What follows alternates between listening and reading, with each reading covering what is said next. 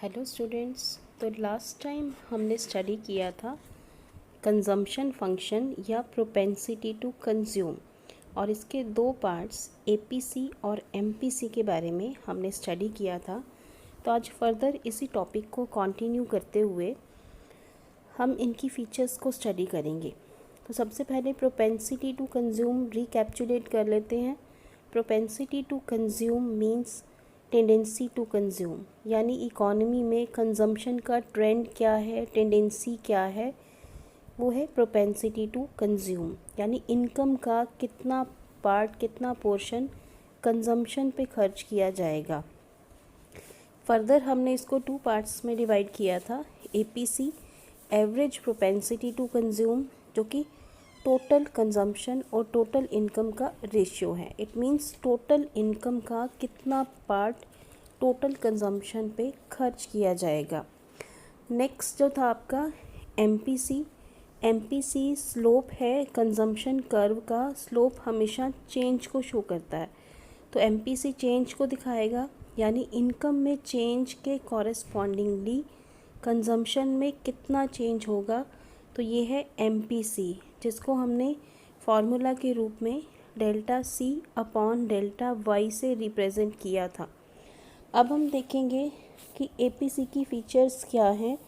तो यहाँ एपीसी की फ़ीचर्स क्या हैं। फर्स्ट है APC is more than 1 as long as consumption is more than the national income. यानी इकॉनमी के इनिशियल स्टेजेस पे जब कंजम्पशन ज़्यादा होगा और इनकम कम होगी, उस समय पे एपीसी क्या होगा, that will be more than 1। Second है एपीसी इज़ इक्वल टू 1। इसको ब्रेक इवन पॉइंट भी कहते हैं। एपीसी 1 कब होगा, जबकि एग्जैक्टली कंजम्पशन और इनकम इक्वल हो जाएंगे। सी अपॉन वाई 1 कब होगा, जब सी और वाई दोनों सेम होंगे। थर्ड है APC is less than 1 beyond the break even point.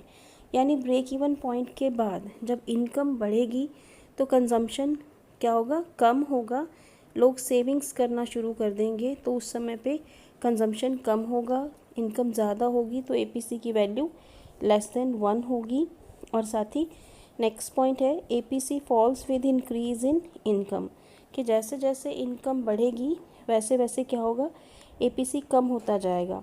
आपने जो टेबल या डायग्राम बनाया था उसमें भी आपने देखा कि एक ब्रेक इवन पॉइंट के बाद जो गैप है कंजम्पशन और इनकम का, वो धीरे धीरे बढ़ता चला जाता है।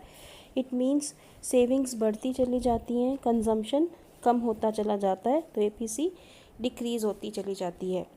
लास्ट पॉइंट है APC can never be zero. देखिए एपीसी कभी भी ज़ीरो नहीं होगी। उसके पीछे कारण क्या है, क्योंकि कंजम्पशन कभी भी ज़ीरो नहीं होगा। एपीसी ज़ीरो तब होगा जब सी फैक्टर कंजम्पशन ज़ीरो होगा, लेकिन इकॉनमी में कभी भी एपीसी ज़ीरो नहीं होगी क्योंकि कंजम्पशन ज़ीरो नहीं होगा। So let us start with important points about MPC or features of MPC. तो first feature is there, value of MPC varies between 0 and 1.